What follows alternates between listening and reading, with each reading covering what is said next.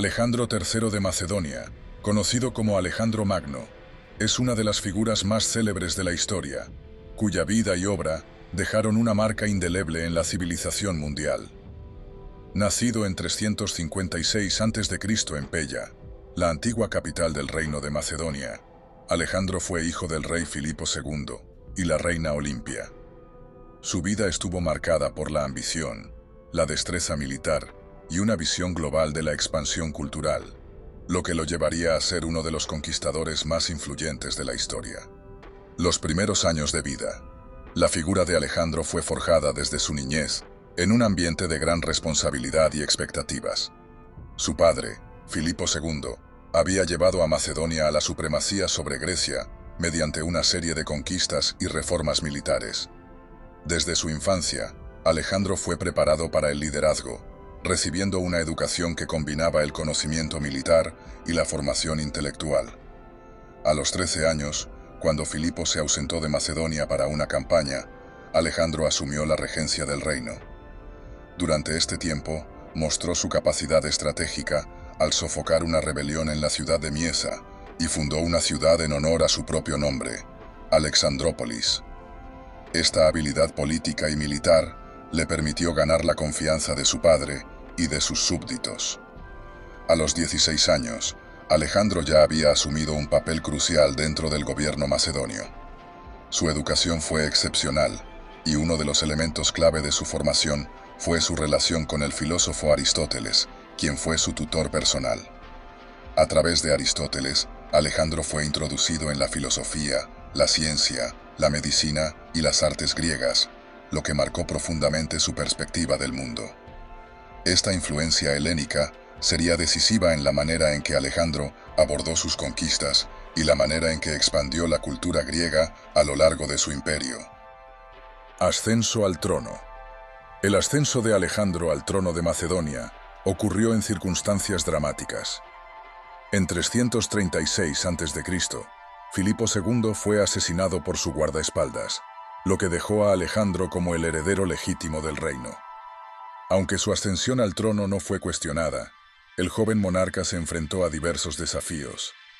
Algunos nobles y generales macedonios tenían dudas sobre su capacidad para gobernar debido a su juventud, y se vieron obligados a eliminar algunas amenazas internas.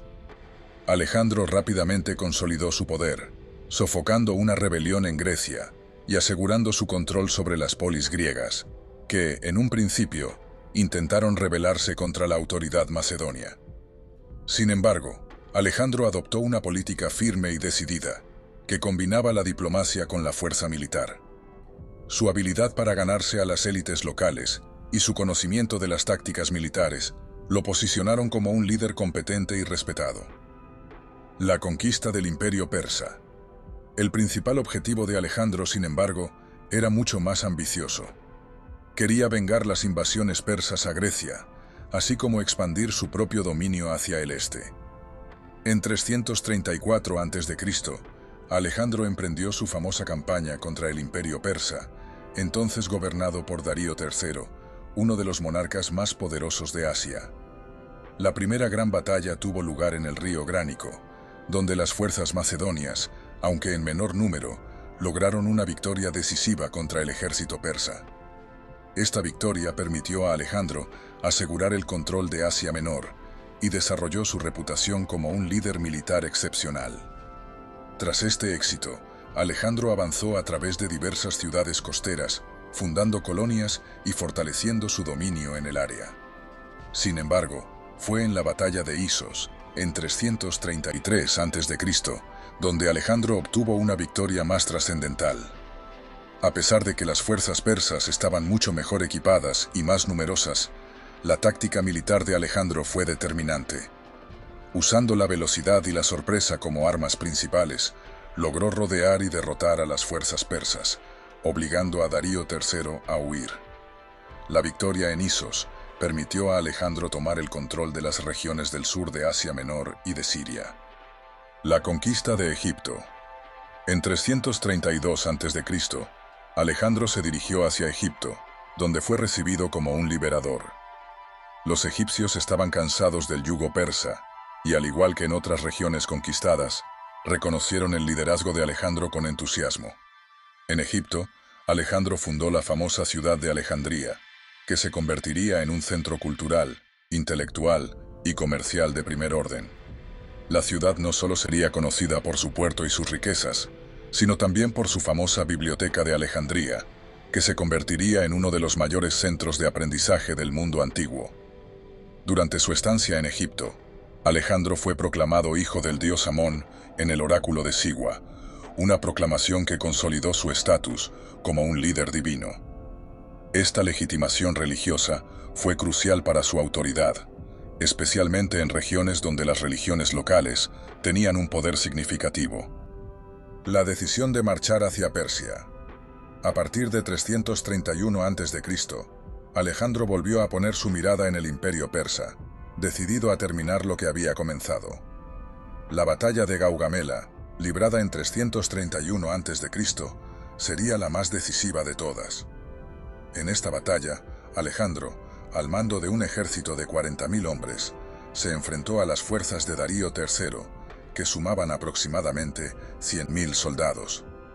La táctica de Alejandro, al usar el terreno a su favor y flanquear al ejército persa, llevó a la derrota total de los persas. Tras la batalla de Gaugamela, Darío III huyó nuevamente, y Alejandro entró triunfante en la capital persa de Persépolis, la cual fue saqueada y quemada en un acto simbólico de venganza por la destrucción de Atenas durante las guerras médicas. El saqueo de Persépolis marcó el colapso definitivo del imperio persa. La expedición hacia la India. Después de su victoria sobre los persas, Alejandro se dirigió hacia el este, cruzando el río Indo y entrando en el subcontinente indio. En 326 a.C., en la batalla de Hidaspes, se enfrentó al rey Porus, quien gobernaba la región situada al norte del río Indo. Aunque las fuerzas de Porus eran considerablemente grandes, Alejandro logró una victoria significativa gracias a su destreza táctica, ya la adaptación de su ejército a las características del terreno y la guerra con elefantes. Sin embargo, después de esta victoria, las tropas de Alejandro se rebelaron y exigieron regresar a casa. Habían estado combatiendo durante años y estaban agotadas. En ese momento, Alejandro se vio obligado a regresar hacia el oeste, abandonando el proyecto de seguir avanzando hacia el este. Muerte y legado. En 323 a.C., Alejandro Magno murió en la ciudad de Babilonia, a la edad de 32 años. Las circunstancias de su muerte son objeto de debate. Algunos historiadores sugieren que fue envenenado, mientras que otros creen que sucumbieron a una fiebre provocada por una enfermedad tropical o por las secuelas de sus múltiples heridas de guerra. Su muerte prematura dejó un vacío de poder, y sin un heredero claro, su imperio se fragmentó rápidamente. Sus generales, conocidos como los diádocos, dividieron el imperio en diversos reinos helenísticos.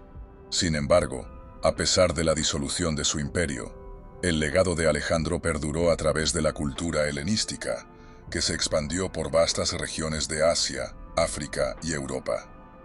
La influencia griega se mantuvo en áreas como Egipto, Asia Menor, Siria, Persia y la India, dando lugar a una nueva era de intercambio cultural y de expansión de las ideas griegas en los territorios conquistados.